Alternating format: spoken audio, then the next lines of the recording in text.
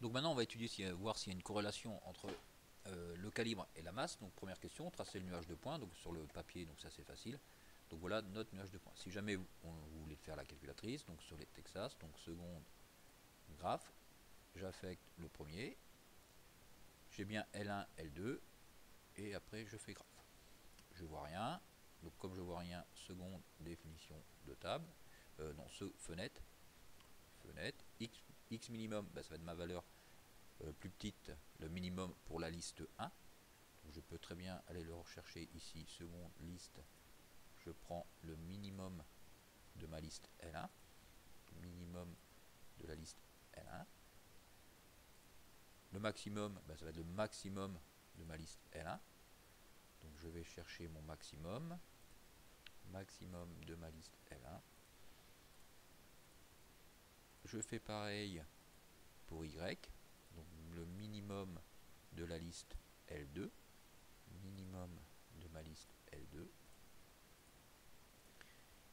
Et le maximum de ma liste L2. Et normalement, je vais avoir mon graphique qui va être paramétré et graphe, et j'ai mon graphique. Donc il ressemble bien à celui-là. Analyser le nuage, bah, les points sont alignés. Comme les points sont alignés, je vais donc réaliser un ajustement affine. Pour réaliser un ajustement, donc ajustement affine quand les points sont alignés. Pour faire mon ajustement affine, seconde calque, règle ligne, j'ai bien L1, L2, calculé. J'ai mon équation de droite, donc là, la masse va être égale à 0,81 multiplié par le calibre, moins 12,19. Donc on est là, 0,81 fois le calibre, moins 12,19. Tracez la droite sur votre papier. Pour tracer la droite, on prend 2 points. Donc par exemple, quand X va être, quand le calibre est égal à 20, donc calibre égal à 20, et je remplace dans mon équation de droite calibre par 20. Ce qui va donc me donner, donc calibre par 20, donc 0,81 fois 20 moins 12,19. Et je vais donc avoir mon premier point. Donc, premier point 4,01. Donc je me place à 20 et je passe mon premier point. Donc 4,01. Je fais pareil pour 30. Donc 0,81 fois 30 fois 30 moins 12,19. J'ai mon deuxième point 12. Donc à 30, je me place à 12,11. Donc je suis là-haut, un petit peu ici, et je trace ma droite. Déterminer le premier résidu. Donc je vous rappelle, le premier résidu, c'est la différence entre le point noir et la droite rouge. Différence entre le point noir et la droite rouge. Le point noir, donc ça va être 3, moins 0,81. Je remplace x par 19 parce que mon premier point c'est 19. Donc 3 moins 0,81 fois 19 moins 12,19. Tracer le diagramme les résidus était donné en annexe. Si jamais vous aviez à le faire sur la calculatrice, ce n'était pas demandé. Donc si vous vouliez faire les résidus sur la calculatrice, il suffisait de faire seconde graphe.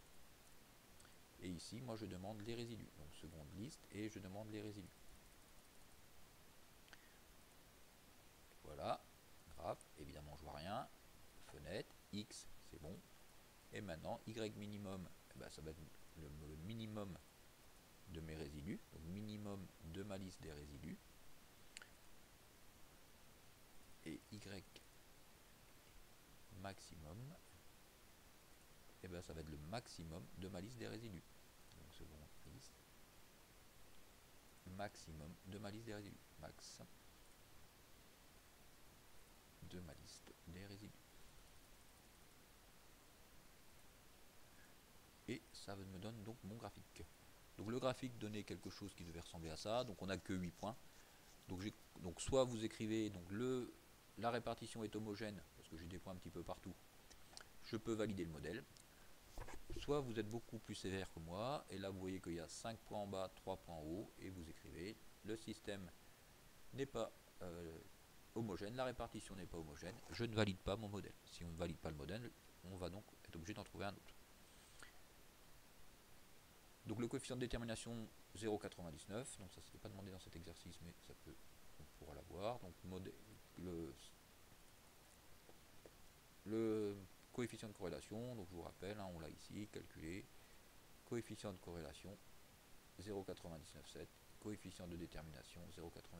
Le 0,99, donc 99% des variations du calibre seraient expliquées par la masse. La masse d'une cerise, estimer la masse d'une cerise qui a un calibre de 23, bah pour faire cette question, il suffit de remplacer x, la masse, par 23. Donc notre équation de droite c'était 0,81 fois 23 moins 12,19, et ce qui me fait 6,44. Maintenant je vous donne 8,5 pour faire cette question là. On cherche la masse, non, on cherche le calibre, donc tel que bah, 0,81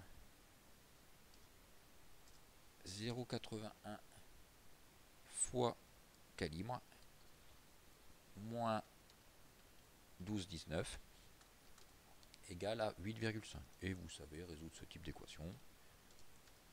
Je passe, j'ajoute des deux côtés 12,9, ça va me faire 0,81 fois calibre qui va être égal à 8,5.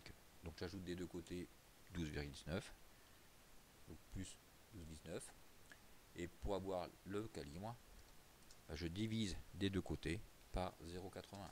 Donc si on divise des deux côtés par 0,81, donc ça va me faire 8,5 plus 12,19, donc 20,69 divisé par 0,81, ce qui doit me donner 25,54 mm.